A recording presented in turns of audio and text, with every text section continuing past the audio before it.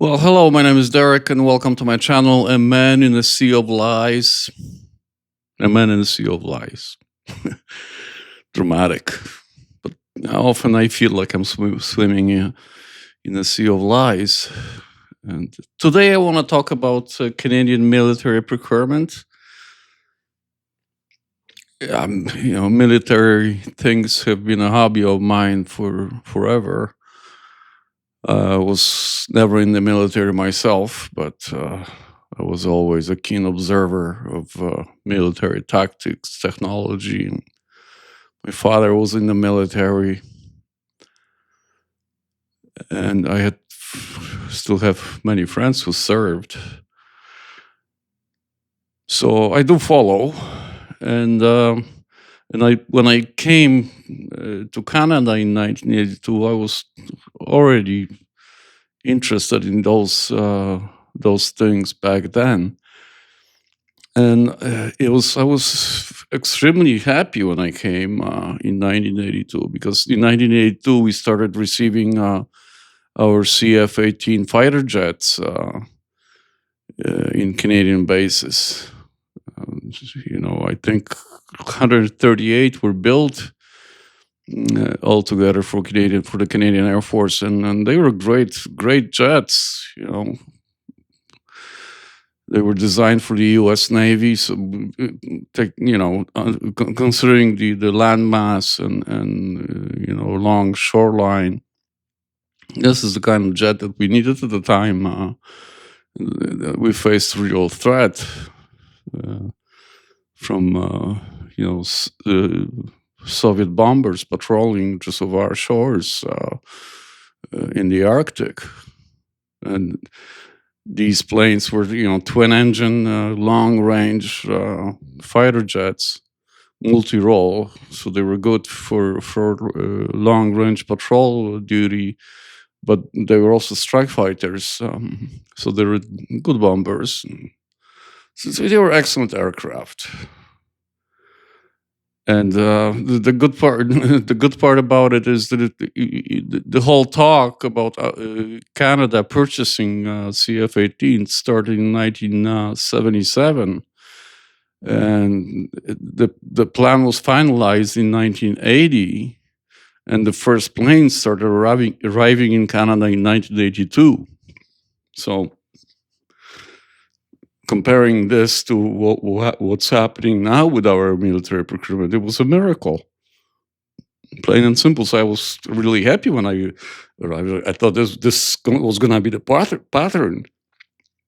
This is the way we do things here in Canada. And there was another success story. The Halifax class frigates were built in Canada, and these were also quite capable ships. And that was exactly what we needed. Now we also needed submarines, because the U.S. Navy and the Soviet Navy submarines were doing whatever the hell they wanted close to our waters. So we really needed submarines, especially in the north. So there was a plan in 1987 to build or acquire 12 nuclear-powered submarines, but with the Cold War over, this plan was shelved, and we never really got any submarines since then, until the Victoria class subs were bought from Britain, and they were. I mean, the Brits only used them for, for 10 or 15 years or something. I can't remember exactly. And they sold four of them to us. They weren't expensive. They were relatively cheap, but they were so problematic right off the start that to this day they're practically useless. The last Chicoutimi submarine even had an accident right after it sailed out of Scotland. He had to go in rough seas on the surface because of of the military traffic in that channel there. But somehow water got into the sub and caused some fires, and 9 sailors were injured, and 3 of them seriously, and 1 later died in hospital.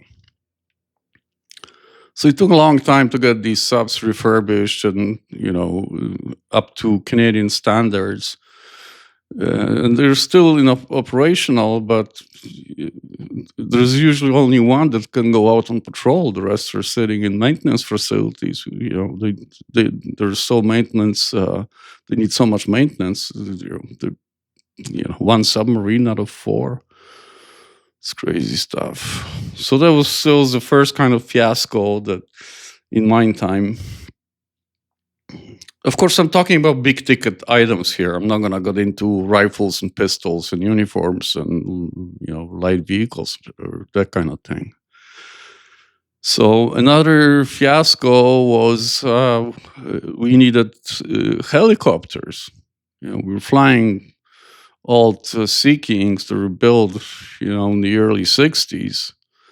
And they were basically falling apart. They took a lot of maintenance to be deployed, like 50 hours or even more of maintenance for 1 hour of flight. So they just became unreliable and very expensive to maintain. And they were old. They couldn't carry many of the modern systems for helicopters, so you couldn't really improve them in any way. So they decided to order planes and ordered the EH-101 helicopter from Augusta, and this is what Canadian military wanted. A 3 turbine chopper with long range and many multi-role capabilities, and so, it was a really good helicopter. You could hover on 2 turbines in case one failed. So we do a lot of long range sea rescue missions, our search and rescue units. So we ordered those helicopters, but then the 1993 federal election came, and Jean Chrétien ruthlessly canceled the program, calling them the Cadillac of helicopters because they had sub-hunting capability. And he said it's a Cadillac. He gave several speeches to that effect.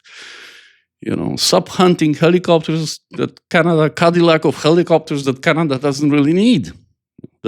So they canceled that. We continued to fly the Sea Kings for a long time after that, and so we paid $500 million in penalties for canceling the contract, and that was a good contract. 50 birds for just under $5 billion. It wasn't really all that expensive even back then. The worst thing about it is that we ended up purchasing some of these helicopters later at a much greater price. But nobody thinks about these things. Nobody was held accountable, nothing like that. Later, when we got involved in Afghanistan, we made some purchases. We had to get tanks for our troops because the stuff we sent our troops with, the equipment to Afghanistan, was just atrocious. Green uniforms for desert deployment, light vehicles that blew up, right, left, and center. We started taking a lot of casualties. So eventually they were forced to order tanks and some trucks and light transport vehicles like Mercedes G.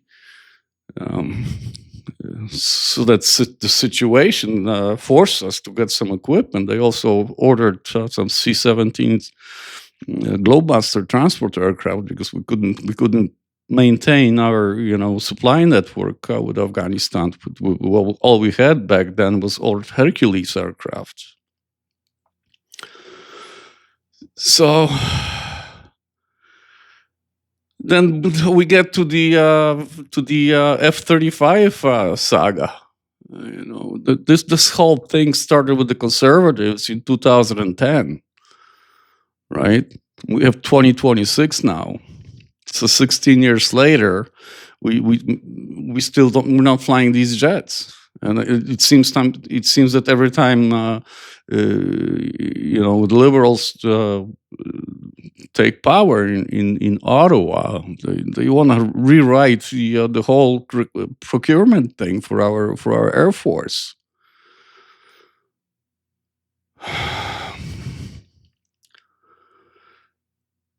So eventually, the F-35 was chosen again because it was a prudent thing to do in 2023. But now, they want to sort of reconsider those aircraft again. And Saab is lobbying heavily to build the Swedish planes here, and these are totally different planes. I don't know why people would even consider comparing them. Yeah. The F-35 is a multi-sensor kind of information gathering and sharing kind of aircraft with fighter jet capability. The Saab is a reliable but simpler fighter jet, and what we do here with our military, we just don't need. Our needs are totally different than like a small European country's needs are, right?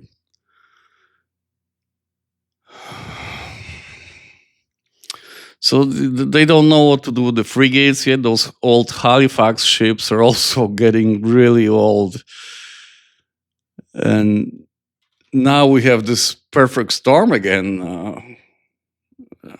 With taking a long time to get our procurement going. Kind of reminds me of the way we do transit here in Toronto. 15 years takes us 15 years to make a decision, then another 15 years to build anything. By the time it's ready, it's outdated. So the problem is, of course, that there's so many military and civilian government agencies that deal with these things. That the process is just so convoluted and so long. So many decision-making bodies are involved that it doesn't seem to get anywhere. The last time they tried to fix the process, they created more agents, federal government agencies, to deal with the backlog, right? So, I mean, in my view, had just gotten worse and worse and worse and worse since the CF-18 Hornet jet, and now it's to the point it was just ridiculous, you know. But we don't hold our government to account on these things. Canadians don't seem to care about our military until we send them in harm's way, and somebody and dead soldiers start arriving back from overseas. So I wish this would change. I really do. Thanks for watching.